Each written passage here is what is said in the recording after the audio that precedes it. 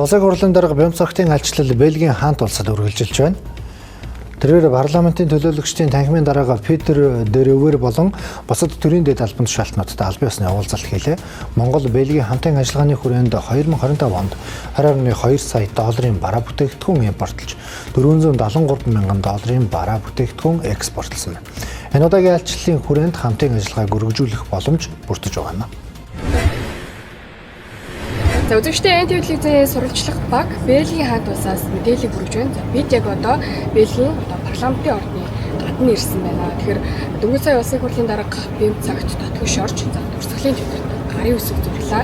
За мөн үргэлжлүүлээд тус улсын парламентын төлөөлөгчдийн даргатай албан ёсны уулзалтыг хийлээ. За уулзалтаар бол хоёр орны хамтын ажиллагаа цаашид хамтран хэрэгжүүлэх туслах хэлбэрүүдийн талаар зааж ярилцлаа.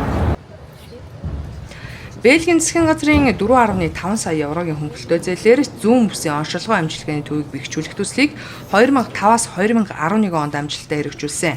Баруун бүсийн онцлогоо амжилтны төвийг сайжруулах төсөл нийт 6 сая 460 гаруй мянган еврогийн санхүүжилттэй бөгөөд үүнээс 3 сая 800 гаруй мянган еврог Бельгийн засгийн газрын хөнгөлөлтөө зээлээр үлдсэн 2 сая 620 гаруй мянган еврог Монгол улсын засгийн газраас санхүүжүүлжээ.